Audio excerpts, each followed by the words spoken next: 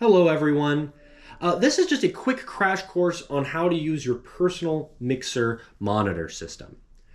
So to start, we're going to go ahead and get a nice mix going for ourselves. You'll notice on the monitors at the church, we have labels across the bottom for each instrument. In this case, this mixer does not have labels, so we're going to use a bit of our imagination. So let's go ahead and say number one is vocal one. This is oftentimes going to be the person leading worship. If not me, maybe somebody else. Vocal number two will be 2. Vocal 3, number 3. And then acoustic guitar, number 4. And for the sake of our purposes, we're just going to say that's our whole band for this case. So if I'm the one singing vocal number 1, I may want to hear myself a little louder than everyone else. I can adjust my volume over at this bottom knob to the right. It says volume. And you'll see these lights come on as we turn up. I don't recommend turning up any instrument up all the way in the beginning because you want to have some room to adjust. So in this case, I'm just going to adjust it to like 6 lights, right? I have a little room to turn it up more, and it's prominent, but it gives me that ability to adjust. Okay, let's go with vocal number 2. To do that, I'm just going to select number 2. The light comes on to prove to me, oh, yep, now I'm adjusting a different instrument. And I'm going to turn up the volume just a little quieter than my own voice. I like to hear it well, but I want to hear myself a little better maybe. All right, vocal number 3. Let's go put that in the same spot, right? So just at 4 dots. And then acoustic guitar. Maybe I'm the one playing acoustic guitar and I want to hear myself really well. So I'm going to turn it up just as loud as my voice at 6. Right, and ultimately this is where you're comfortable. How do you want to hear the band? You get to make the mix the way you want it to sound. Okay, so now that we've adjusted the instruments, we can also adjust the overall volume. So how loud or how quiet do we want it to be? That's going to be adjusted with this knob here that says level. I always recommend starting on the quieter side, and as the band plays, just to slowly turn it up. We don't want to by accidentally blow out our ears. We don't want any surprises. So we start quieter. You can slowly turn it up to a nice, comfortable level. Great.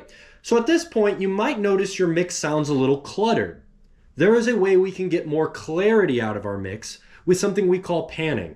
So we got 2 ears, right? We also have 2 headphones, 2 in-ear monitors.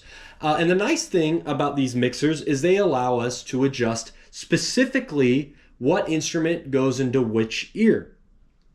So vocal number 1, I personally like to have it equally in both ears so I can hear it just as much in my right ear as my left ear.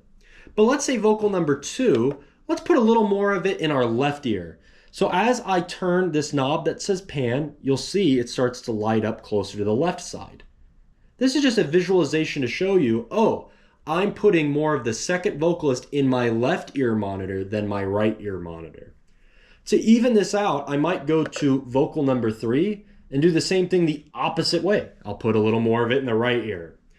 Anytime you're doing this, one thing to be careful of is we don't want to put all of our instruments in our left ear. We don't want to put them all in our right ear. We want a pretty equal balance. So for every instrument you put a little in your left ear, you put a little in your right ear.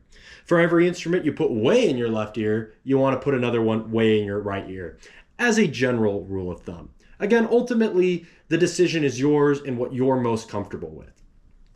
All right, and then guitar 4, because I'm playing it, maybe I just want that dead center as well. So right now I have my vocals dead center, the second vocalist a little more in my left ear, the third vocalist a little more in my right ear, and the acoustic guitar dead center. All right, say I'm really happy with this mix. I like the volume of each instrument in correlation to one another, and I like how I've panned this. We have the ability to save this preset.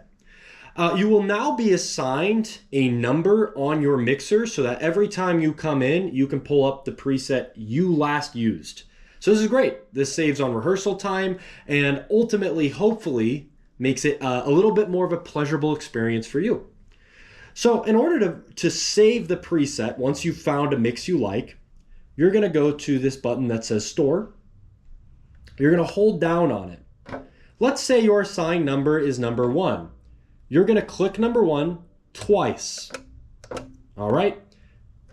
Now, your number is number 1.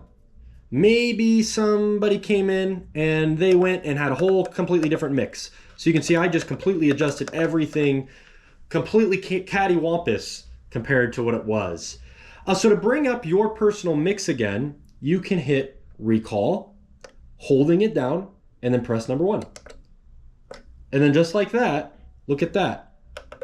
The mix we made earlier comes back. So this actually has the ability to save presets. Something really important, be sure to save your preset under the number that we assign you.